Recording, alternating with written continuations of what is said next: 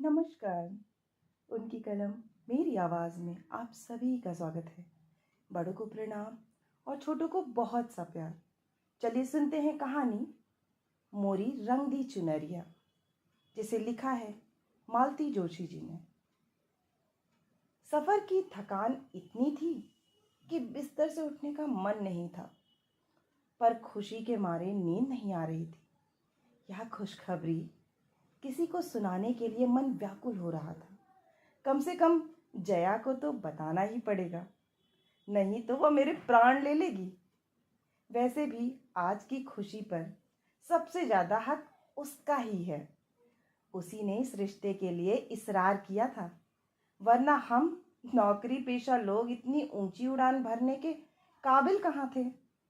पर उसी ने बार बार कहा, दीदी मेरा मन कहता है मृणाल की शादी यहीं होगी। तेरे मुंह में घी शक्कर। सिर्फ घी शक्कर से काम नहीं चलेगा, चंदेरी साड़ी लूंगी। अरे बनारसी ले लेना, शादी तो होने दो। बनारसी साड़ी गौतम की शादी पर लूंगी, लड़की की शादी में तुम्हें ज़्यादा नहीं मोड़ूंगी। मृणाल के लिए मैंने जब से लड़के देखना शुरू किया है, जया उसे अपना कर्तव्य मान बैठी है। मृणाल पर उसकी अपार ममता है। ऐसे वैसे घर की बात तो वह मुझे सोचने भी नहीं देती। एक ही तो लड़की है दीदी, उसे इस तरह निपटाने का भाव मत रखो।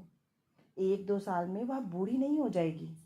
देर लगे कोई बात नहीं, पर घर भर दोनों को खूब ठोंक बजा कर देख लो। ये तो कई बार मजाक में कहते हैं, अच्छा हुआ प्रिंस चार्ल्स की शादी हो गई, नहीं तो तुम्हारी सहेली वही बात चलाने को कहती।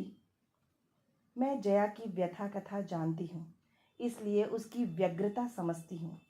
पर इन लोगों को यह कौन समझाए, कितनी बार समझाएं। जया 4 बजे कॉलेज से लौटती है, तब तक तो मुझे सब्र करना ही था। पर उसके बाद मैंने 1 मिनट की भी देरी नहीं की। टैक्सी में बैठे बैठे यही सोच रही थी कि जया कितनी खुश होगी। खुश तो बाद में होगी, पहले तो मेरी अच्छी खबर लेगी। बिना बताए ही चली गई थी मैं, पर क्या करती, मजबूरी थी। मृणाल ने साफ मना कर दिया था, इसी शर्त पर वह जाने को तैयार हुई थी। लड़कियों का इस तरह प्रदर्शन करना हमें भी अच्छा नहीं लगता, पर वे लोग यहाँ आने को तैयार ना थे। बोले, आप लोग बिटिया के साथ यहीं आ जाइए। इन दिनों हमारी बेटियां भी अमेरिका से आई हुई हैं, उनसे मिलने के लिए सारा परिवार यहाँ इकट्ठा है। आप यहीं आ जाएंगे तो सबको सुविधा हो जाएगी। मन में ढेर सारी आशंकाएं लेकर हम लोग गए थे।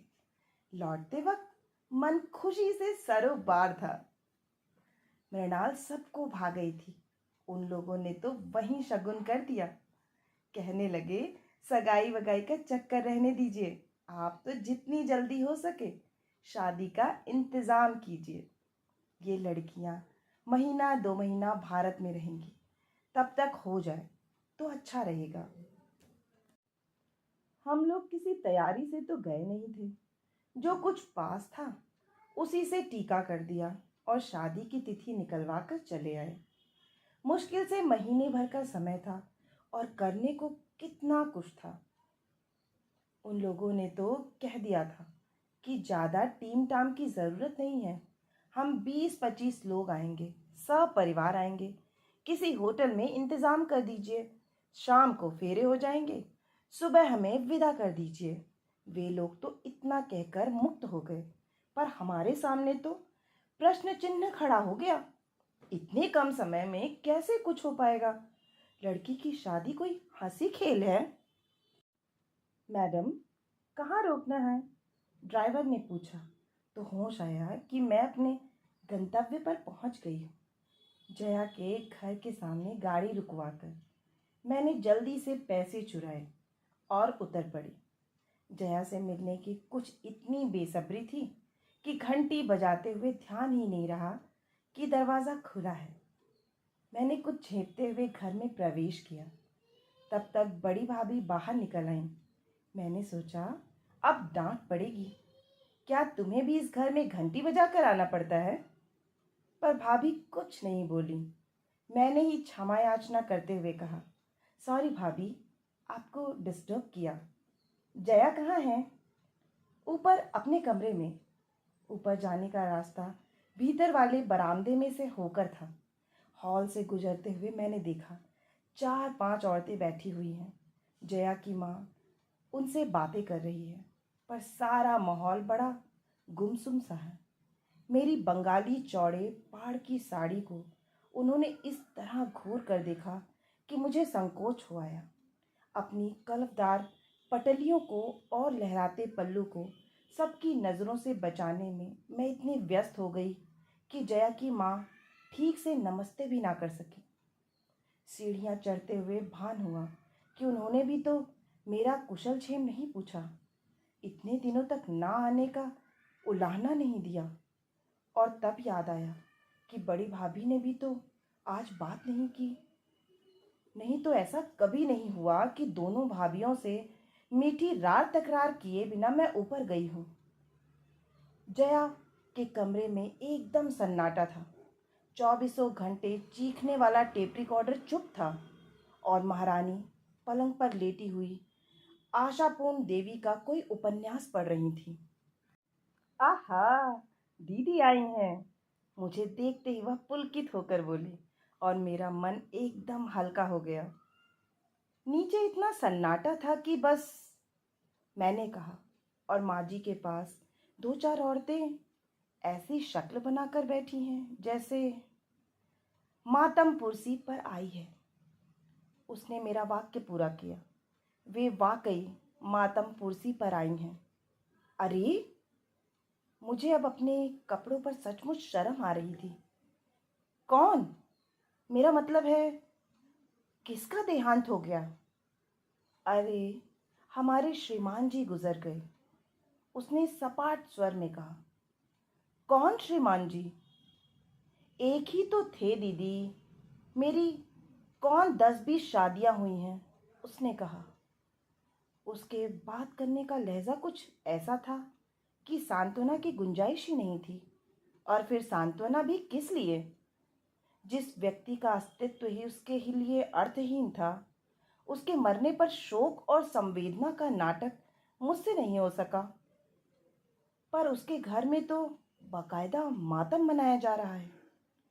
जिस व्यक्ति से तुम्हारा कभी कोई संबंध नहीं रहा, उसका शोक तुम लोग क्यों मना रहे हो? यही तो मेरी समझ में नहीं आता। हमें तो उन लोगों ने खबर तक नहीं दी, कोई सवाल ही नहीं था। किसी तीसरे व्यक्ति ने पत्र लिखा है जो यहाँ 4-5वें रोज पहुंचा है, और बस यहाँ बकायदा मातम शुरू हो गया। इन लोगों ने मेरी चूड़ियां नहीं फोड़ी, यही गनीमत है। छी, कैसी बातें करती हो, मैंने सिहर कर कहा। सच कह रही हूँ दीदी, मुझे कमरे में कैद करके रख दिया है। कॉलेज नहीं जाने देते, टीवी नहीं देखने देते, रेडियो नहीं सुनने देते, पानी भी मुझे मांग कर पीना पड़ता है। मुझे कोई घड़ा नहीं छूने देता। क्या कहती हो? सब अम्मा का पागलपन है। मेरी सास मरी थी तब भी यही नाटक हुआ था। मुझे तो सुनकर ही वितृष्णा होने लगी थी। पता नहीं जया कैसे सहन कर रही थी। अच्छा जया, चलूँगी अब, फिर कभी आ जाऊँगी। मैंने एकदम उठने का उपक्रम किया तो उसने हाथ पकड़कर बिठा लिया। ऐसे कैसे चली जाएंगी? जो कहने आई थी वह तो कहिए। वह सब कहने का अब उत्साह ही कहीं बचा था। मैंने कहा, तुम कॉलेज नहीं आई तो बस देखने चली आई थी कि क्या बात है। झूठ मत बोलिए, आप कॉलेज गई होती तो यह खुशखबरी आपको कब की पता लग गई होती। कल ही तो पूरा स्टाफ मिलने आ गया था। हे भगवान, जया ने कैसे सामना किया होगा उन सब का, खासकर मिसेस माथुर और मिसेस मालवीय जैसे लोगों का। उसने जैसे मेरे मन की बात पढ़ ली। बोली, भाभी, उनसे नीचे ही निपट ली। मैंने साफ कह दिया था कि किसी को ऊपर भेजने की ज़रूरत नहीं है। आश्चर्य है, मुझे किसी ने नहीं रोका। आपकी बात अलग है दीदी, सब जानते हैं। आपसे मिलकर मुझे खुशी होती है, बल्कि आप अगर नीचे से ही लौट जाती तो मुझे बेहद दुख होता, क्योंकि मैं जानती हूँ आप क्या कहने आई थी। बताओ। मृणाल की बात पक्की हो गई है, ठीक है ना? तुमने कैसे जाना? आपके चेहरे से ही पढ़ लिया था। आपके कमरे में आते ही जान गई थी, पर सोचा पहले अपनी खबर सुना दूं, फिर आपकी सुनूंगी। उसके कहने का ढंग कुछ ऐसा था कि मुझे बरबस हंसी आ गई। शोक और संजीदगी का जो आवरण ओढ़ रखा था गिर पड़ा। कमरे में आने के बाद पहली बार मैंने खुलकर सांस ली। और सुनाइए, उन लोगों को आपने कैसे पटाया? मैं जैसे इस क्षण की बाट ही जोह रही थी, फौरन शुरू हो गई। जया से यह सब कहे बिना मुझे चैन भी नहीं आता। वहाँ का सारा हाल बयान करने के बाद मैं घर परिवार का वर्णन करने बैठ गई। संयोग से उनका सारा कुनबा उन दिनों वहाँ इकट्ठा था। मुझे सबको देखने सुनने का मौका मिल गया था। जया, मृणाल की मौसेरी सास तो एक नमूना है। अच्छा हुआ तुम साथ नहीं थी, नहीं तो मृणाल की हंसी पर काबू पाना मुश्किल था। शायद इसी वजह से शादी टूट जाती। अच्छा, उनमें ऐसी क्या खासियत है? अरे पढ़ी लिखी तो कुछ खास है नहीं, पर दिन भर अंग्रेजी की टांग तोड़ती रहती हैं। हमारे यहाँ तो सर्वेंटों को बहुत प्रॉब्लम है। ये पिक्चर तो लेडीज़ों के लायक है। हमारे चिल्ड्रंस तो बहुत शैतान हैं। मैंने ठीक ही कहा था। मेरे मुंह से सुनकर जया को भी हंसी का दौरा पड़ गया था। वहाँ तो पता नहीं क्या करती, पर जया की हंसी एकाएक थम गई। मैंने पलट कर देखा, दरवाजे में छोटी भाभी खड़ी थी। यह किस बात पर इतनी हंसी आ रही थी? उनके स्वर में उपालंब था। मैं तो शर्म से गड़ ही गई। जया ने जैसे मुझे उबारते हुए कहा, भाभी, मृणाल की शादी तय हो गई है। दीदी ने लगे हाथ सगाई की रस्म भी निपटा दी है। चलो, यह तो बहुत अच्छा हुआ। भाभी ने निर्लिप्त भाव से शिष्टाचार निभाया। उसमें कहीं कोई खुशी का भाव न था। ना उन्होंने घर या वर के बारे में कुछ पूछा। मैं एकदम उठ खड़ी हुई। जया, अब चलूँगी, बहुत देर हो गई। इस बार जया ने मुझे रोकने का प्रयास नहीं किया। भाभी पता नहीं किस काम से ऊपर आई थी। उसे भूलकर मेरे साथ ही नीचे उतरने लगी। बीच सीढ़ियों पर बोली, दीदी, एक बात कहूँ, बुरा तो नहीं मानोगी? कहिए। ऐसे शुभ कार्य की चर्चा आज इस घर में नहीं करनी थी, इससे अपशगुन होता है। चर्चा मैंने नहीं, जया ने ही चलाई थी भाभी। उसने पूछा तो मुझे बताना पड़ा, नहीं तो शायद मैं वैसे ही लौट जाती। पर भाभी, मैं यह नहीं मानती कि इससे अपशगुन होता है। अब आप नए जमाने की हो, तो आप क्या कोई पुरखा पुरनिया हो? आप इन ढकोसलों पर विश्वास कर लेती हो? यह ढकोसला नहीं, रिवाज है दीदी। यह कैसा रिवाज है जिस आदमी का इस घर से कोई संबंध नहीं रहा, जया कभी जिसकी डेहरी नहीं चढ़ी, जिसके नाम से उसने मांग नहीं भरी, मंगलसूत्र नहीं पहना, 20 साल से जिसकी शक्ल भी नहीं देखी, उसका मातम आप लोग क्यों मना रहे हैं? क्यों उस पर लाद रहे हैं? मरने वाला हांड मांस का आदमी था दीदी। दुनिया में रोज़ सैकड़ों हांड मांस के आदमी मरते हैं भाभी, लेकिन सबके साथ हमने फेरे तो नहीं लिए होते। मैं हतबुद्धित होकर उन्हें देखती रह गई। उसके बाद उस घर में एक पल भी ठहरना मेरे लिए दूभर हो गया। मेरी सारी खुशी हवा में हो गई थी। मन इतना उद्भ्रांत हो गया था कि घर लौटकर मैंने नौकर को बिना बात के डांट दिया। कमरे की बेतरतीबी पर मृणाल को इस बुरी तरह झिड़की कि वह सिसकने लगी। खाने की मेज़ पर इनसे बिना वजह ही लड़ बैठी, पर सब ने मुझे माफ़ कर दिया। सब समझ गए कि अब मुझ पर शादी का टेंशन आ गया है और महीना भर किसी की खैर नहीं है। शादी? हाँ, पिछले कुछ दिनों से मैं केवल मृणाल की शादी के बारे में ही सोचती रहती हूँ। रात सपने में भी उसी को देखती रहती हूँ। पर आज की रात जया के नाम थी। मेरे मानस पटल पर उसकी शादी के कई चित्र बनते बिगड़ते रहे। मैं उस शादी में उपस्थित नहीं थी। हम लोगों का परिचय तो बहुत बाद में हुआ, पर जो कुछ सुना था वह मेरी कल्पना शक्ति के लिए काफ़ी था। बहुत ऊंचे घर में जया का संबंध हुआ था। 4 भाइयों का परिवार था। बड़े भाई पिता के साथ घर का कारोबार देखते थे। बीच वाले दोनों इंजीनियर थे। जया का दूल्हा सबसे छोटा और फिलॉसफर किस्म का था। जया के पिता वहाँ 2-4 बार गए, पर उससे बात नहीं हो पाई। उन्होंने लड़कों से कहा, हो सकता है मेरा लिहाज करता हो, संकोच के मारे ना बोलता हो। तुम लोग जाकर मिल तो आई। ऐसा ना हो तो वह हकलाता हो या गूंगा बहरा हो। जया के भाई गए और तसल्ली करके घर लौट आए। गूंगा बहरा तो नहीं है, पर हाँ घुन्ना है, बहुत कम बोलता है। अरे उसे तो हमारी जया 15 दिन में तोता बना देगी, बड़ी भाभी ने कहा। सबने चैन की सांस ली और तैयारी शुरू कर दी। बारात बड़ी धूमधाम से आई थी। चारों सुदर्शन भाइयों को देखकर लोगों को राम जी की बारात याद आ गई थी। चढ़ावा तो ऐसा था कि सबकी आंखें फटी की फटी रह गई थी। शिकायत थी तो सिर्फ लड़कियों को। वर के तीनों भाई उसे इस तरह घेरे हुए थे कि छेड़खानी करने का मौका ही नहीं मिलता था। जयमाला तक तो ठीक था, पर जब बाकी रस्मों पर भी वे बॉडीगार्ड की तरह साथ लगे रहे तो ममेरी बहन ने चुटकी ली, आप लोग पांडवों की तरह फेरे भी साथ ही लोगे क्या? इस फिक्रे पर वे लोग थोड़ा झेंपे, थोड़ा पीछे हटे तो सबको राहत मिली। पर कितनी सी देर को, उसके तुरंत बाद ही तो वह अघट घट गया।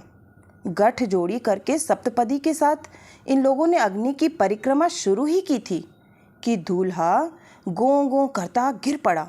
आंखें कपाल पर चढ़ गईं और मुंह से झाग सा निकलने लगा। किशोरी नववधू तो यह दृश्य देखते ही मूर्छित हो गई। मेहमानों में 1-2 डॉक्टर भी थे। वे दौड़ कर आए, मुआयना किया और बताया, घबराने की कोई बात नहीं है, मिर्गी का दौरा है, 1-2 घंटे आराम कर लेने दीजिए, ठीक हो जाएगा। 2 घंटे तक क्या कोई चुप रहता है? जितने मुंह उतनी बातें होने लगी।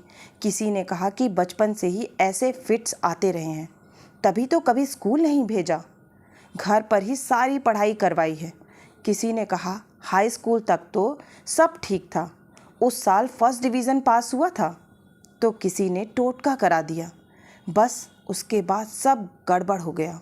एक ने बताया कि परीक्षा में दौरा पड़ जाने से उसका बीए का रिज़ल्ट ख़राब हो गया, उसका दिमाग पर असर पड़ा है।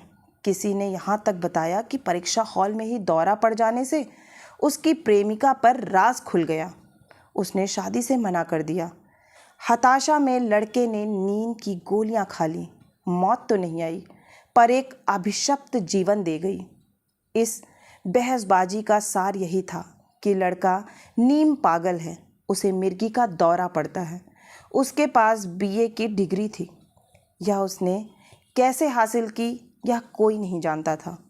हैरत की बात तो यह थी कि वर के परिवार वाले इस विषय में मौन साधे हुए थे। वे तो ऐसा अभिनय कर रहे थे जैसे उन्होंने मिर्गी का यह दौरा पहली बार देखा हो। जया के पिताजी ने फिर ज़्यादा सोच विचार नहीं किया, साफ कह दिया कि ऐसे झूठे और दगाबाज लोगों के घर में अपनी लाडली को नहीं भेज सकता। मैं उसे ज़िंदगी भर खिलाने का हौसला रखता हूँ। उसके दोनों भाई भी खम ठोक कर खड़े हो गए। बारात बिना दूल्हा के ही विदा हो गई। मैं उन लोगों को दोष नहीं देती दीदी, जया अक्सर मुझसे कहती। उन लोगों ने जो कुछ किया स्वार्थ के वशीभूत होकर किया। उन्होंने सोचा हो कि शायद बहू के पुण्य प्रताप से या सेवा चाकरी से लड़का लाइन पर आ जाएगा। अगर पिताजी इतनी हठधर्मी ना करते या मैं भी भावुकतावश जाने का निर्णय कर लेती तो हो सकता है स्थिति में कुछ सुधार हो भी जाता। सिनेमा में, उपन्यासों में ऐसा होता भी तो है।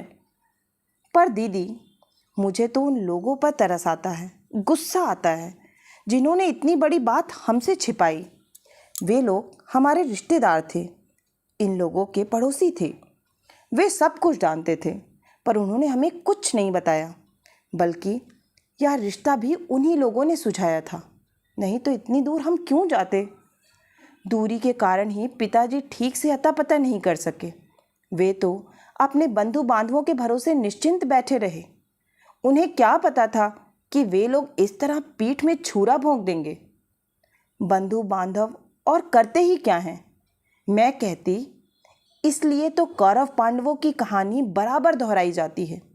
दुनिया में रोज महाभारत होते हैं। इस हादसे के बाद साल भर तक जया घर में मुंह छिपाए बैठी रही। पर इस तरह कब तक चलता। कभी तो उस खोल से बाहर आना ही था। उसकी पूरी जिंदगी उसके सामने फैली पड़ी थी।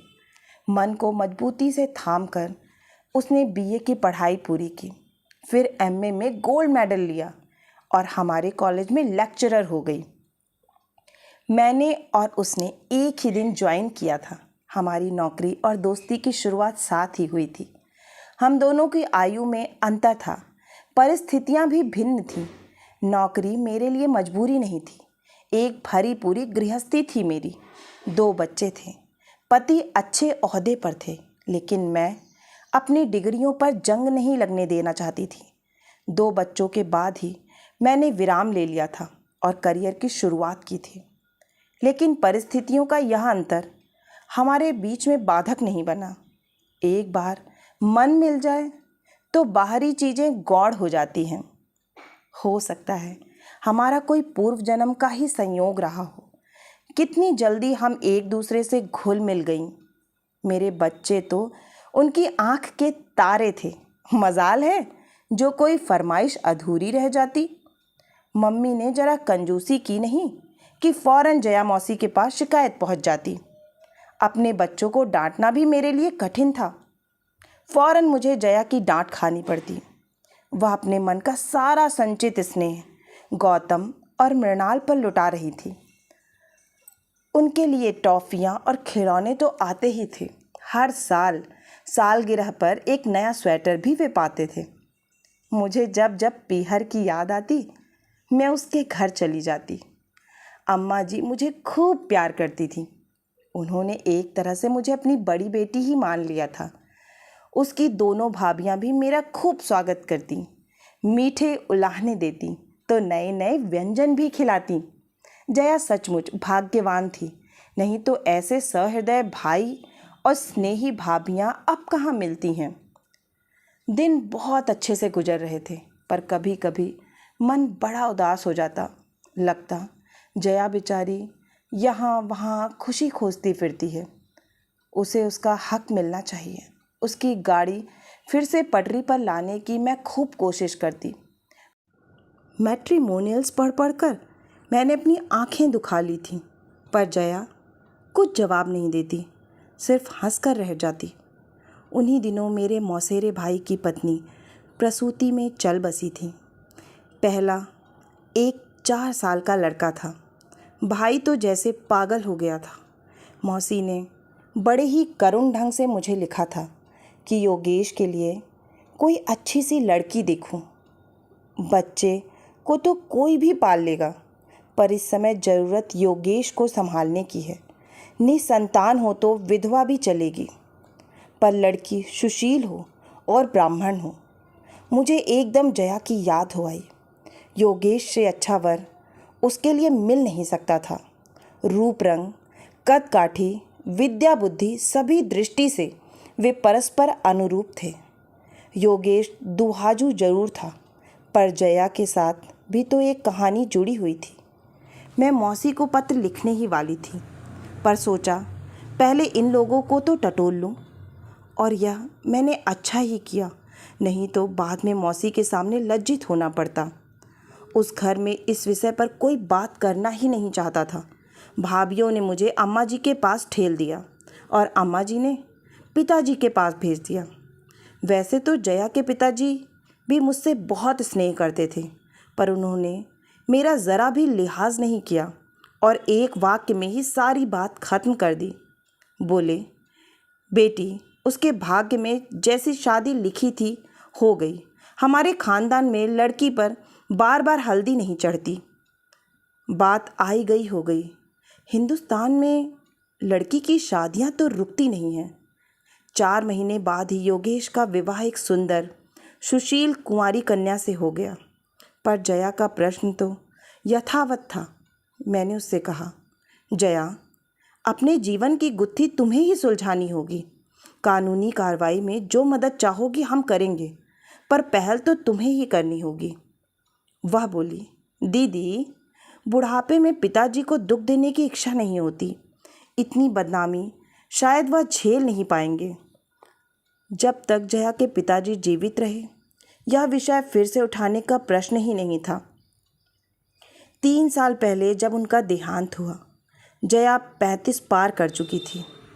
एक दिन यूं ही विषय छिड़ गया था तो बोली, इस उम्र में शादी करती क्या अच्छी लगूंगी? इतनी निकल गई तो आगे भी कट ही जाएगी। अम्मा भी क्या सोचेंगी, जैसे मुझे ताप के मरने का ही इंतजार हो। इस निरानंद जीवन की अभ्यस्त हो चली थी जया की परिस्थितियों ने फिर नया मोड़ लिया है। जो सुख कभी उसका था ही नहीं, उसके छिन जाने का आत्मीय स्वजन शोक मना रहे हैं और लोकाचार के इस चक्रव्यूह में वह निरीह लड़की बुरी तरह घिर गई है।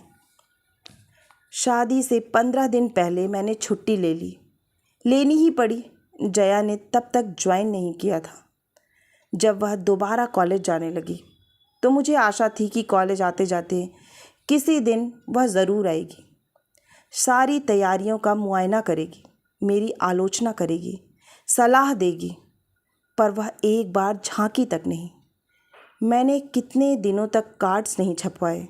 उसे बहुत चाव था। जब भी किसी का कार्ड देखती कहती, दीदी, मृणाल की शादी में कार्ड्स का कॉन्ट्रैक्ट मुझे देना। देखना, ऐसा डिज़ाइन करूँगी वो शानदार मैटर होगा कि लोग हॉल में सजा कर रखेंगे।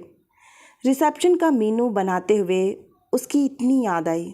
सुनार की दुकान पर अकेले पाँव देने का मन नहीं हो रहा था। ढेर सारी साड़ियाँ खरीदनी थी, पर शॉपिंग का कोई मज़ा नहीं आया। दुकानदार भी अक्सर पूछ लेते थे, मैडम, आज आपकी सहेली नहीं आई? मैंने तो कभी सोचा भी नहीं था कि वह मेरी ज़िंदगी का इतना ज़रूरी हिस्सा बन गई है। कार्ड देने तो उसके यहाँ जाना ही था। हम लोगों ने पूरे परिवार को सादर आमंत्रित किया। फिर मैंने जया से कहा, तुम्हें तो पूरे 2 दिन की छुट्टी लेनी पड़ेगी। मैं कोई बहाना नहीं सुनूंगी। मृणाल को विदा करके ही तुम घर लौटोगी। उसने फीकी हंसी हंसकर कहा, अम्मा से पूछ लो। अम्मा जी तो इनके सामने ज़्यादा बोलती नहीं थी। बड़ी भाभी ने कहा, हम लोगों में से कोई आ जाएगा दीदी, पर जया के लिए इसरार मत करना। देखो, अभी 1.25 महीना भी नहीं हुआ है, लोग क्या कहेंगे। कोई बहुत तीखी सी बात मेरे होठों तक आई थी, पर मैं जब्त कर गई। इनके सामने तमाशा करने की हिम्मत नहीं पड़ी। और फिर कहने से फ़ायदा भी क्या था, बेकार अपना ही मूड खराब होता। हम लोग चलने लगे तो जया ने मुझे एक और बुलाकर कहा, दीदी, मेरी एक बात रखेंगी? कहो। मृणाल को दुल्हन के रूप में देखने का बहुत अरमान है। 10 मिनट के लिए ही सही, उसे मेरे पास भेज सकेंगी? ओह श्योर, मैंने कहा। उस समय उसका कंठ इतना भीगा हुआ था कि उसकी कोई भी विनती मैं टाल नहीं सकती थी। मन में बस यही कसक बनी रही कि जया नहीं आई। बाकी सारा आयोजन इतना सफल रहा जिसकी हमने कल्पना भी नहीं की थी। बाराती तो कुल जमा 25 ही थे, पर घरातियों की संख्या उनसे 10-20 गुना अधिक थी। मेरा स्टाफ था, इनका स्टाफ था, मृणाल की सहेलियां थीं, अड़ोसी पड़ोसी थे, ढेर के ढेर रिश्तेदार थे, पर कहीं कोई बद इंतज़ामी नहीं हुई। मंडप की साज सज्जा से लेकर भोजन की व्यवस्था तक कहीं किसी को शिकायत का मौका नहीं मिला। दूल्हे के चुनाव को लेकर तो सभी ने हमें बधाइयों से लाद दिया। खुशी का वह भार मुझसे संभाले नहीं संभल रहा था। मृणाल तो उस दिन इतनी प्यारी लग रही थी, लग रहा था कहीं मेरी ही नज़र न लग जाए। जया की बात बार बार मन में आ रही थी, पर मौका ही नहीं मिला। रानी जी ब्राइडल मेकअप करवा के जब पीछे के दरवाजे से अंदर आ रही थी, तब बारात दरवाजे तक आ चुकी थी। जयमाला के बाद तुरंत ही रिसेप्शन था। उसके बाद विवाह की सारी वैदिक रस्में निपटाते हुए रात के 2 बज गए। वे लोग उतनी रात को ही दूल्हा दुल्हन को लेकर होटल चले गए। वहाँ सुसज्जित ब्राइडल सूट उनकी प्रतीक्षा कर ही रहा था। जया की इतनी सी बात ना रखने का मुझे बहुत दुख हो रहा था, इसलिए सुबह सवेरे नहा धोकर मैं होटल पहुँच गई। शहर के सबसे बड़े होटल में उन लोगों को ठहराया गया था। हमें 25 लोगों पर भी उसका खर्च भारी पड़ रहा था। पर ये बोले, उन लोगों ने हमसे कुछ मांगा भी तो नहीं, फिर इंतज़ाम में कंजूसी क्यों करें। मान लो 200 बाराती लेकर आ जाते, तब तो धर्मशाला में भी हमारे परखच्चे उड़ जाते। गाड़ी से उतरते ही मैं सीधे मृणाल के कमरे में जाने वाली थी, पर संकोच हुआ आया। फिर इन्होंने भी टोक दिया, गो थ्रू प्रॉपर चैन मैडम। ठीक था, अब तो उसे हम अपनी मन मर्जी से हर कहीं नहीं ले जा सकते थे। उसके सास ससुर से पूछना जरूरी था। सौभाग्य से वे जागे हुए थे, हमें देखते ही अचकचा गए। अरे आप लोग सुबह सुबह? जी बस देखने चले आए थे कि आप लोगों को कोई असुविधा तो नहीं। अरे नहीं जी, बिल्कुल नहीं। 10 बजे खाना बिल्कुल तैयार रहेगा। आप लोग वहीं आ रहे हैं ना?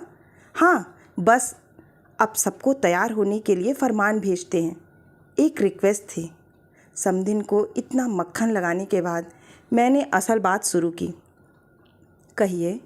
मेरी एक सहेली कल शादी में नहीं आ सकी थी। मृणाल को वो बहुत प्यार करती है।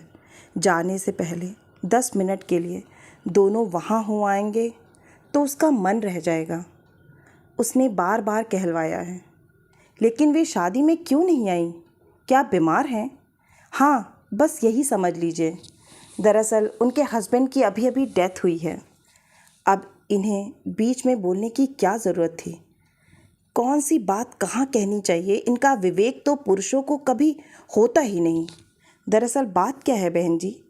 मैंने कहना शुरू किया पर चुप हो गई। जया की कहानी क्या इस तरह एक सांस में किसी को सुनाई जा सकती है? मुझे तो आश्चर्य हो रहा है मिसेस कुमार, अभी तो लड़की की हल्दी भी नहीं उतरी और आप उसे ऐसी जगह भेज रही हैं। अपने ही हाथों अपनी बेटी का अशगुन कर रही हैं। आश्चर्य तो मुझे होना चाहिए था। मैंने तो कह भी दिया, बहन जी आप तो यूरोप में 8-10 साल रह चुकी हैं, क्या आप भी इन चीज़ों को मानती हैं? यूरोप में रहने से क्या होता है? कोई हम अंग्रेज थोड़ी ही हैं। अपनी संस्कृति थोड़े ही छोड़ देंगे। मैं उनके कटे बालों को, रंगे होठों को, तराशती बहुओं को और अनावृत बाहों को देखती रही। विदेश सेवा में रत अपने पति के साथ मैडम ने सिर्फ चोला बदला था, मन तो अब भी वही घोर परंपरावादी था और घर परिवार में उनके इसी गुण की प्रशंसा होती होगी। फलाने को बहू इतने दिन फॉरेन रह के आई है पर अपनी संस्कृति नहीं भूली। ये कौन सी संस्कृति है? समधी जी ने शायद मेरे मनोभावों को पढ़ लिया था। खींचकर पत्नी से बोले, ये किस ढकोसले वाली बातों में पड़ी हो? जाने दो बच्चों को, 2 मिनट में कुछ नहीं बिगड़ता। पति की अवमानना करने की ताव शायद उनमें नहीं थी। बोली, उन्हें जगने तो दीजिए। फिर मुझसे बोली, आप तो उनके साथ जाएंगी ना? अगर आपकी सहेली इन लोगों को कुछ देने लगे तो आप अपने हाथ से दीजिएगा, उनसे मत दिलवाइएगा। जया कुछ देगी यह तो निश्चित था। नए जोड़े को कोई भी खाली हाथ विदा नहीं करता।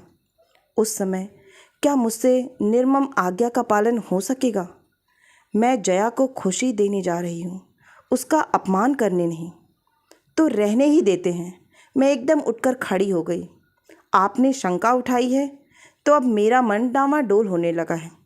वही तो, वे खुश होकर बोली, हम लोगों के इतने पुराने संस्कार हैं, वे सहज ही में थोड़े ही जाते हैं। पुरुषों को तो किसी चीज़ का विधि निर्देश नहीं है, पर हम लोग तो इतनी लापरवाही नहीं कर सकते ना। हर बात को 10 बार सोचना पड़ता है। उनका प्रवचन सुनकर पहली बार पछतावा हुआ। मृणाल के लिए घर ढूंढने में हमने कोई भूल तो नहीं की। मृणाल गई और घर एकदम सूना हो गया। मेहमानों से ठसाठस भरा हुआ था, फिर भी भाएं भाएं कर रहा था। यही तो फ़र्क होता है। बेटे की शादी होती है तो घर खुशियों से भर जाता है, पर बेटी के साथ तो सारी रौनक ही विदा हो जाती है। करने को तो अब भी कितने काम थे, पर पहले वाले उत्साह का कहीं अंश मात्र भी शेष नहीं था। 4-5 दिन बाद फोटोग्राफर एल्बम बनाकर दे गया तो मुझे जैसे एक खिलौना मिल गया। मैं घंटों बैठी अपनी लाडली को निहारती रहती, हर आने जाने वाले को दिखाती रहती। उस दिन भीड़ भाड़ में तो मैं किसी को ठीक से देख ही नहीं पाई थी। मेरे मन मस्तिष्क पर तो मृणाल और किशोर छाए हुए थे, पर अब फुर्सत से बैठकर मैं सबका मुआयना कर रही थी और सहसा मेरी आंखें जया की भाभी पर अटक गई। उस दिन केवल उसके छोटे भाई और भाभी ही आए थे।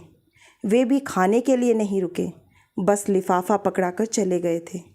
कैमरे ने उन्हें वर वधू को आशीर्वाद देते हुए कैद कर लिया था। भाभी की साड़ी देखकर मेरे मन पर सांप लौट आया। यह साड़ी थी जो हम लोगों ने पिछले वर्ष बंगलुरु में खरीदी थी। पिछले वर्ष कॉलेज की ट्रिप दक्षिण भारत गई थी। पूरे रास्ते हम लोग साड़ियाँ और नग वाले गहने खरीदते रहे। जया ने गहरे हरे रंग की कांजीवरम खरीदी थी, जिसका लाल और सुनहरी बॉर्डर था। उसने कहा था, दीदी इसका उद्घाटन मृणाल की शादी में करेंगे। जया ने वही किया था। मृणाल की शादी में भाभी को वही साड़ी पहनाकर भेज दिया था। अच्छा हुआ जो उस दिन मेरा ध्यान नहीं गया, नहीं तो मूड इतना ख़राब होता कि बस। तो क्या जया अब वह साड़ी कभी नहीं पहनेगी? वैसे मुझे उस पर गुस्सा भी आ रहा था। शादी में नहीं आई तो ना सही, पर बाद में तो आ सकती थी। क्या उसे एल्बम देखने का भी चाव नहीं रहा, या कि वह मुझ पर नाराज़ है? पर मैं उसे कैसे समझा पाऊंगी कि मैं मृणाल को उसके पास क्यों नहीं भेज सकी। पूरे 1 महीने की छुट्टी के बाद दोबारा कॉलेज जाते हुए मन खुशी से सराबोर था। पहले ही दिन शादी का एल्बम साथ ले जाना मैं नहीं भूली थी। स्टाफ रूम में दिन भर अच्छा शगल चलता रहा। मुझे लोगों ने दोबारा बधाइयों से लाद दिया, तारीफ़ों के पुल बांध दिए। मैं भीतर ही भीतर पुलक से भर उठी, पर जया को देखते ही सारी खुशी का पाला मार गया। उसने तो सचमुच ही जैसे वैराग्य धारण कर लिया था। मुझे तो उसके पास बैठकर बात करने में भी संकोच होने लगा। मैं तो उससे लड़ने का इरादा लेकर आई थी। मुझे उससे माफ़ी भी मांगनी थी, पर दोनों ही बातें नहीं हो सकी। उसके सूखे चेहरे और रूखी वेशभूषा से अभ्यस्त होने में मुझे 4-5 दिन लग गए। उसके बाद मैंने कहा, जया बाज़ार कब चलना है? किस लिए? चंदेरी साड़ी लेनी है ना? अरे दीदी, मैंने तो मजाक किया था। लेकिन मैंने तो मजाक नहीं समझा था। लड़की की शादी की साड़ियाँ बांटती फिरेंगी? रहने दीजिए, गौतम की शादी पर सोचेंगे। लड़का हो या लड़की, क्या फ़र्क पड़ता है? दोनों की शादी में माँ बाप को खुशी तो होती ही है। और फिर लड़के का क्या ठिकाना, कल को कनाडा में एक मेम ले आएगा और कहेगा, मम्मी यह रही तुम्हारी बहू। तब क्या होगा? मेरे सारे अरमान धरे के धरे रह जाएंगे। मैम बहू आएगी तो क्या आप हमें साड़ी नहीं देंगी? फालतू बातें बंद। यह बताओ बाज़ार कब चलना है? अभी रहने दीजिए दीदी, अभी बाज़ार जाती क्या मैं अच्छी लगूंगी? जया, यह तुम्हें क्या होता जा रहा है? मैंने कहा। कहना तो और भी बहुत कुछ चाहती थी, पर चुप रह गई। सचमुच इस लड़की को क्या होता जा रहा है? कपड़े तो जैसे भी पहन रही है ठीक है, पर शरीर भी तो सूखता चला जा रहा है। ब्लाउज झूल रहे हैं, गालों की हड्डियां निकल आई हैं, आँखों के इर्द गिर्द स्याह घेरे बन गए हैं। क्या रातों को सो नहीं पाती? क्या इसने खाना पीना छोड़ दिया है? पहले वाली बात होगी तो मैं चुटकी ले लेती। जया, लगता है मरने वाले का गम तुम्हें सचमुच खाए जा रहा है। पर अब आपस में ना तो संवाद रह गया है, ना जया के बुझे बुझे चेहरे को देखकर यह सब कहने का साहस होता है। उस दिन कैलेंडर की तारीख बदलते हुए याद आया, आज तो जया का जन्मदिन है। उसका जन्मदिन हर साल मैं ही मनाती थी, कुछ न कुछ उपहार भी देती थी। इस बार का उपहार तो यही था। जब मेरे बार बार कहने पर भी नहीं मानी तो एक दिन मैं खुद ही जाकर उसके लिए साड़ी ले आई थी। चंपई रंग की खूबसूरत चंदेरी थी जिस पर रुपहले बेल बूटे थे। यह जया का प्रिय रंग था। मैंने गुलाब जामुन सुबह ही बनाकर रख लिए थे। पंडित जी को दही बड़ों के लिए कह दिया था। सोचा और कुछ गरम मैं आकर बना लूँगी। उस दिन के लिए इनसे गाड़ी मांग ली। सोचा गाड़ी में डालकर साथ ही ले आऊँगी। उसे खिला पिलाकर यहाँ से साड़ी पहना कर ही भेजूँगी। उसका यह अकारण वैराग्य अब मुझसे झेला नहीं जा रहा था। किसी को तो पहल करनी पड़ेगी। वह अपने आप तो इस तथाकथित शोक से उबर नहीं पाएगी। पर कॉलेज जाते ही मुझे निराश होना पड़ा। उस दिन फिर उसकी छुट्टी की एप्लीकेशन आई हुई थी। मेरी सारी व्यूह रचना व्यर्थ होकर रह गई। क्या करती है यह लड़की, हर 2 दिन बाद गायब हो जाती है। स्टाफ रूम में मैंने अपनी झल्लाहट उतारते हुए कहा, इसे नौकरी वोकरी करनी है कि नहीं? आपको नौकरी की पड़ी है मिसेस कुमार? वहाँ लाखों के वारे न्यारे हो रहे हैं। मिसेस माधुर का यह फिक्रा इतना अप्रत्याशित था कि मैं जड़ होकर रह गई। विश्वास ना हो तो मिसेस गुप्ता से पूछ लो।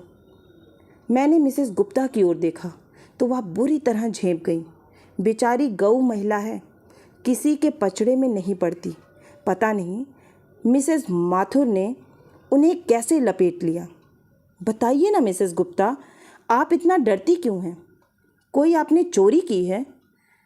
मिसेस माधुर ने उन्हें उकसाया तो वे बड़े दयनीय स्वर में बोली, भाई हमें तो ठीक से मालूम नहीं है, हमने तो सुना भर है। वही तो पूछ रहे हैं क्या सुना है? हमारे सामने अस्थाना साहब एडवोकेट है ना, वो बता रहे थे कि इन लोगों ने दावा किया है। कैसा दावा? यही प्रॉपर्टी का। हस्बैंड की प्रॉपर्टी के लिए मिस वाजपेयी ने दावा किया है। अपने आप को मिस कहती हैं और हस्बैंड की प्रॉपर्टी में हिस्सा मांगती हैं। ये मिसेस मालविया थीं। इम्पॉसिबल। बड़ी देर बाद मेरे मुंह से निकला, जया कभी इतनी नीच हरकत नहीं कर सकती। मिसेस कुमार? मिसेस माथुर बोली, आपने बच्ची की शादी ज़रूर कर दी, पर दुनियादारी के मामले में आप स्वयं अभी बच्ची हैं।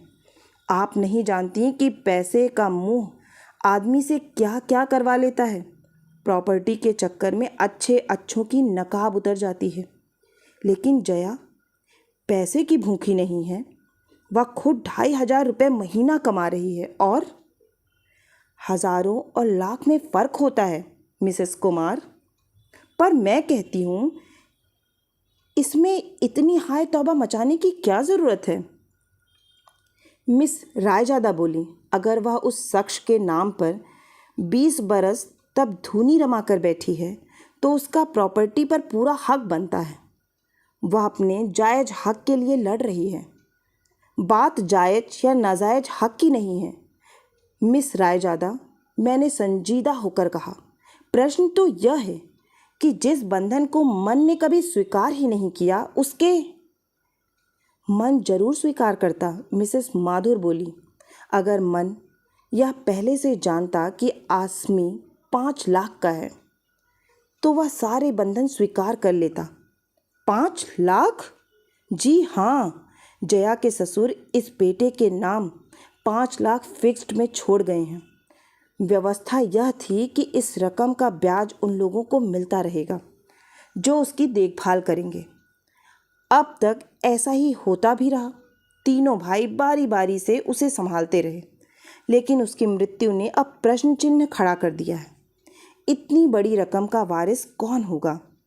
वैसे लीगल राइट तो जया का ही बनता है, मिस रायजादा ने कहा। अरे वे लोग आपस में फैसला कर लेंगे, पर इसे एक कौड़ी भी नहीं देंगे, देख लेना। सुना है इन लोगों ने नोटिस भेजा है। उससे क्या फ़र्क पड़ता है? मुझे तो उस आदमी की मृत्यु भी स्वाभाविक नहीं लगती। स्टाफ रूम में फिर मृत्यु के कारणों की चर्चा चल पड़ी। कई तर्क कुतर्क उछाले गए, पर मेरा मन उस बातचीत से बहुत दूर चला गया था। जो कुछ सुना था उस पर विश्वास करना कठिन हो रहा था। पर इतने सारे लोग झूठ तो बोल नहीं सकते। उस शाम मैं अपने को ठेल ठाल कर उसके घर ले गई। वहाँ जाने की अब पहले की सी ललक मुझ में नहीं रही थी। उन लोगों का स्वागत भी अपेक्षाकृत ठंडा था। मुझे लगा कि यह संबंध अब बहुत दिनों तक ढोया नहीं जा सकेगा। जया हस्ब मालूम अपने कमरे में थी। साड़ी का पैकेट उसकी गोद में रखते हुए कहा, जन्मदिन की एक तुच्छ भेंट स्वीकार कीजिए। ओह दीदी, उसने कहा और उसकी आंखें छलछला आईं। यहाँ घर पर तो सब लोग इतने व्यस्त हैं कि किसी को ऐसी छोटी सी बात का होश ही नहीं है। पर मैं जानती थी आप नहीं भूलेंगी, इसलिए कॉलेज नहीं आई। बहुत मेहरबानी आपकी। आप यह सब क्यों लाई हैं? आपका तो आशीर्वाद ही मेरे लिए बहुत है। आपके स्नेह ऋण से तो मैं कभी उबर ही नहीं पाऊंगी। धन्यवाद प्रस्ताव पढ़ चुकी? अब जरा खोल कर भी देख लो। उसने कांपते हाथों से पैकेट खोला और विस्मय विमुग्ध होकर देखती रही। कुछ देर तक तो साड़ी को गोद में रखकर उसकी मुलायम सतह पर हाथ फेरती रही। फिर उसे गालों से लगाकर उसकी रेशमी छुअन को अपने भीतर समोती रही। मैं मंत्रमुग्ध सी उसे देख रही थी। लग रहा था जैसे वह बरसों बाद किसी अपने से मिली हो। कुछ देर तक वह कमरे में मेरी उपस्थिति को भूल ही गई थी। सुनो जया, कल तुम यह साड़ी पहनकर कॉलेज आओगी। कोई बहाना नहीं चलेगा। तुम्हारा वैराग्य पर्व अब समाप्त करना ही पड़ेगा। वह कुछ देर तक मुझे देखती रही और एकदम बिलख पड़ी। दीदी, मरने वाला अपने साथ मेरे पहनने ओढ़ने का सुख भी ले गया। अब यह साड़ी मेरे किसी काम की नहीं है। और वह भर भरा कर रो पड़ी। पति की मृत्यु के 2.5 महीने बाद जया का बांध टूटा था। मुझे समझ में नहीं आ रहा था कि उसे सांत्वना कैसे दूं, क्योंकि मैं नहीं जानती थी कि उसके दुख की जाति क्या है। मैं सिर्फ उसकी पीठ पर बालों पर हाथ फेरती रही। मैंने उसे चुप कराने का भी प्रयास नहीं किया। इतने दिनों से संचित आवेग का बह जाना ही ठीक था। बहुत देर तक रो लेने के बाद वह कुछ हल्की हो आई। बड़े ही तरल स्वर में उसने कहा, अगर मुझे कुछ देना ही चाहती हैं दीदी, तो एक सफ़ेद चिकन की साड़ी लाकर दे दीजिए। खुद जाकर खरीदने का साहस मुझ में नहीं है। तो तुम अब सफ़ेद साड़ी भी पहनोगी? हाँ दीदी, बिल्कुल, टीनो पाल काइट साड़ी। उसे पहनकर औरत देवी लगती है। उसे देखकर दया भी उपजती है और श्रद्धा भी। मैंने ध्यान से सुना। उसकी बातों में वह पुरानी जया भी फिर से झांकने लगी थी। शायद जी भरकर रो लेने से मन पर पड़ी उदासी की परत धुल गई थी। मैंने भी फिर उसी मूड में उत्तर दिया, खबरदार, जो कॉलेज में सफ़ेद साड़ी पहनकर आई, मैं गेट के भीतर कदम नहीं रखने दूंगी। कॉलेज की नहीं दीदी, मैं तो कोर्ट की बात कर रही हूँ। वहाँ तो सफ़ेद साड़ी पहनकर ही जाना पड़ेगा। अगर असहाय निराश्रित विधवा का रूप नहीं धरूंगी तो जज साहब पसीजेंगे कैसे? कितनी आसानी से, बेतकल्लुफ़ी से वह इतनी बड़ी बात कह गई थी। उसके माथे पर शिकन तक नहीं आई। मुझे वितृष्णा सी होने लगी। क्षण भर पहले ममता से उमकता मेरा मन काठ हो आया। तो मैंने जो सुना है वह सब सच था क्या? इसलिए यह नाटक हो रहा था? नहीं दीदी, अब तक जो हुआ वह लोकाचार था। नाटक तो मैं अब करूँगी, आप देखती जाइए। Jaya, how can you? गुस्से के मारे मेरे मुंह से शब्द भी नहीं निकल सके। आप यही कहना चाहती हैं ना कि जिसके सुख दुख में मैंने कभी हिस्सा नहीं बटाया, उसकी संपत्ति में हिस्सा क्यों मांग रही हूँ? जिसका नाम कभी मैंने अपने नाम के साथ नहीं जुड़ने दिया, उसके वारिसों की लिस्ट में नाम क्यों लिख रही हूँ? आप यही कहना चाहती हैं ना? हाँ, मैं यही कहना चाहती हूँ। मैं यही पूछना चाहती हूँ कि ज़रा से रुपयों के लिए तुम अपने आत्मसम्मान को ताक पर क्यों रख रही हो? क्या आप सोचती हैं मैं यह सब अपनी मर्जी से कर रही हूँ? तो किसकी मर्जी से कर रही हो? और मर्जी किसी की भी हो, क्या फ़र्क पड़ता है? करने वाली तो तुम हो। मजबूरी है दीदी। कभी कभी मनुष्य को ऐसे भी काम करने पड़ते हैं जिसके लिए मन गवाही नहीं देता। ऐसी कौन सी मजबूरी है? मजबूरी यह है कि इस मन से परे भी एक दुनिया है जिसमें माँ है, भाई भतीजे हैं, भाभियाँ हैं। वे लोग क्या कहते हैं? कहते हैं कि समय के साथ चलना सीखो। अम्मा कहती हैं कि तुम्हें भाइयों के पास ही रहना है तो उनकी होकर रहो, उनके मन की करो। और भाई कहते हैं, दीदी कितना आदर्श परिवार था हमारा। लोग घर की बहू बेटियों के सामने हमारे घर की मिसाल रखते थे। कितने उतार चढ़ाव आए होंगे, पर हमारे यहाँ कभी चकचक नहीं हुई। सास बहू, ननद भौजाई, देवरानी जेठानी, इनके बीच कभी तकरार नहीं हुई। बहुत अमीर तो हम कभी भी नहीं थे, पर दाल रोटी आराम से चल जाती थी और सब उसमें खुश भी थे। पर इधर कुछ दिनों से असंतोष का लावा सा फूट पड़ा है। पता नहीं कितनी अतृप्त इच्छाएं एकदम सिर उठाकर खड़ी हो गई हैं। बड़ी भाभी दिन रात बिसूरती रहती हैं कि पैसों के अभाव में महिमा की शादी अच्छी जगह नहीं हो सकी। अब कम से कम अड़िमा के लिए ही अच्छा घरवर जुट जाता। छोटी भाभी कहती हैं कि इंजीनियरिंग में एडमिशन नहीं हुआ तो मयूर शायद आत्महत्या ही कर लेगा।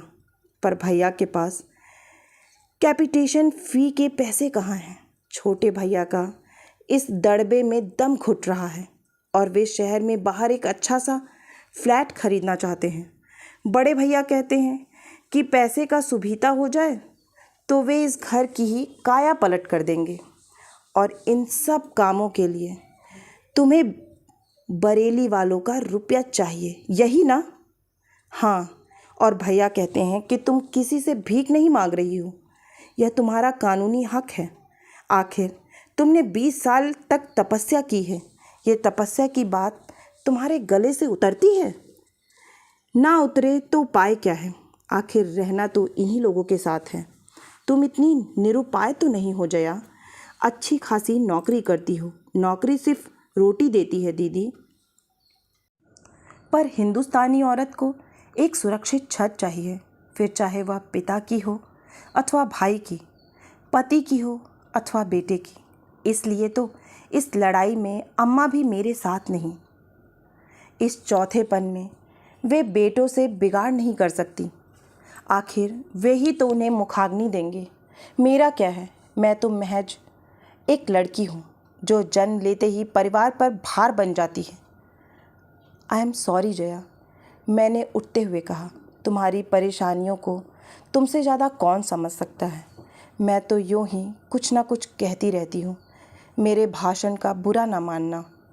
वह मुझे छोड़ने नीचे तक आई, पर हम दोनों में फिर कोई बात नहीं हुई। बैठक से गुजरते हुए देखा, घर के लगभग सभी सदस्य वहाँ उपस्थित हैं और गर्मा गर्म बहस चल रही है। जया, ज़रा इन लोगों की हिमाकत तो देखो, बड़े भैया ने एक कागज़ नचाते हुए कहा। क्या हुआ? अरे, वे लोग तो तुम्हारी शादी को ही चैलेंज कर रहे हैं। लिखते हैं कि हिंदू विवाह नियम के अनुसार फेरों के बाद ही विवाह पूर्ण रूप से संपन्न माना जाता है। जयमाला कोई वैदिक विधान नहीं है, यह तो मात्र एक परंपरा है। मैं 10 गवाह खड़े कर दूंगा कि फेरे हुए थे, छोटे भैया ने जोश में कहा। तो क्या वे लोग 100 गवाह नहीं ला सकते? आखिर 5 लाख का मामला है। जया की इस व्यंग्योक्ति पर छोटे भैया चकित होकर उसे देखते ही रह गए। तुम्हारी सास के मरने पर अपने यहाँ चिट्ठी आई थी। पिताजी की पुरानी फाइलों में वह अब भी मिल जाएगी। हम उसे कोर्ट में दिखा सकते हैं। अगर हमारा कोई संबंध नहीं था तो हमें सूचना क्यों भेजी गई? बड़े भैया की दलील बड़ी ज़ोरदार थी, पर जया के पास भी नहले पर दहला था। अगर वे सचमुच मेरी सास थीं तो मैं उस समय बरेली गई क्यों नहीं? सास के बाद मेरे ससुर भी शांत हुए थे। उनकी खबर क्यों नहीं आई? उनके बेटे के बारे में भी हमें तीसरी जगह से पता चला। उन लोगों ने क्यों नहीं लिखा? यही तो जालसाजी है। इसी पॉइंट पर तो हम उन्हें धर लेंगे। और अगर वे पूछें कि अब तक मिस वाजपेयी क्यों हूँ, तो आप क्या जवाब देंगे? मेरा service record, GPF, bank account सब तो इसी नाम से है। अरे, तू तो ज़हर पर उतर आई है। बड़े भैया एकदम गुस्सा गए। ज़िरह कर भी रही है तो किसकी तरफ से, यह तो देखो। मैं अपनी ओर से जिरह कर रही हूँ छोटे भैया, जया ने आवेश में भरकर कहा।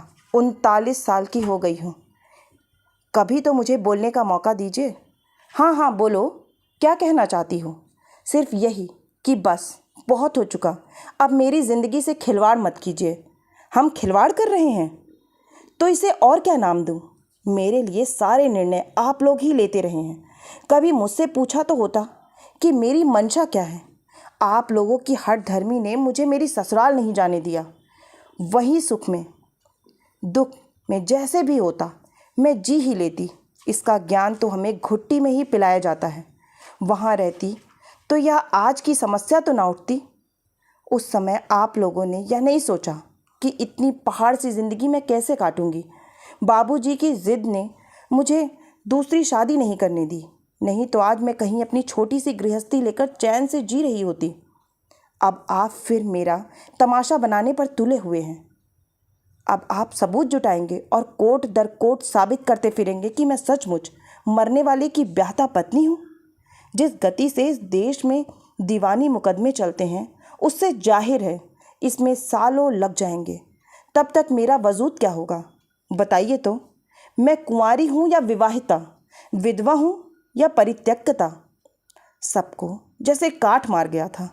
कमरे में इतने लोग थे, पर जया के स्वर की धार ने सबको गूंगा कर दिया था। बड़े भैया, उसने अश्रु विलगित कंठ से कहा, मैं आपके पांव पड़ती हूँ। आप चाहे तो मेरी सारी पेंशन, जीपीएफ, सीपीएफ अपने नाम लिखवा लीजिए, पर मुझसे ऐसा कोई काम ना करवाइए कि मैं अपनी ही नज़रों में गिर जाऊं। मुझ पर इतनी मेहरबानी ज़रूर कीजिए। चलिए दीदी, उसने मेरा हाथ पकड़कर कहा। तो मुझे होश आया और शर्म भी। उस पारिवारिक ड्रामे की मूक दर्शक बनी मैं अब तक वहीं खड़ी थी। सॉरी जया, मैंने बाहर निकलते हुए कहा। मुझे बहुत पहले चले जाना चाहिए था। भाभी लोग पता नहीं क्या सोच रही होंगी। मुझे मालूम है वे क्या सोच रही हैं, और उनका सोचना बिल्कुल ठीक है। आज आप साथ थीं, इसलिए मैं इतना खुलकर बोल सकी, नहीं तो शायद फिर से ओंठ सी लेती और अपने में ही घुलती रहती। और फिर एकाएक तरल स्वर में बोली, दीदी, अगर कभी ज़रूरत पड़ी तो आप पर भरोसा कर सकती हूँ ना? निराश तो नहीं करेंगी? जया, मैंने उसका कंधा छूकर कहा, मेरे दरवाजे तुम्हारे लिए कभी बंद नहीं थे। तुम ही उधर का रास्ता भूल गई थी। रास्ता भूल गई थी, आपको नहीं भूल सकती। आपसे बढ़कर मेरा अपना है ही कौन? आप ही ने तो मेरे जीवन में दोबारा रंग भरने की कोशिश की है। औरों के तो चेहरे भी इस समय पहचाने नहीं जा सकते हैं। इतनी ज़्यादा भावुकता मेरी बर्दाश्त से बाहर हो गई थी। मैंने तुरंत हाथ दिखाकर एक रिक्शा रोक लिया और उसमें बैठते हुए सहज ढंग से पूछ लिया, तो फिर कल कॉलेज आ रही हो ना? बिल्कुल आ रही हूँ, और आपकी दी हुई साड़ी पहन कर आ रही हूँ। जनता से कहिए जरा होशियार रहे। उसने अपने बेलौस अंदाज में कहा। मेरी शाम सार्थक हो गई थी। आशा है कि आपको यह कहानी बहुत ही पसंद आई होगी, और अगर आपको मेरा प्रयास पसंद आ रहा है, कहानियाँ पसंद आ रही हैं, तो मुझे प्रोत्साहित करने के लिए एक लाइक करें, अपनों के साथ शेयर करें। और हाँ, अगर आप इसी तरह की मनोरंजक कहानियाँ सुनना चाहते हैं तो इस चैनल से जुड़ना ना भूलें और चैनल को सब्सक्राइब करें। फिर मिलती हूँ एक नई कहानी या कविता के साथ। तब तक के लिए आप सभी का कहानी सुनने के लिए बहुत बहुत धन्यवाद।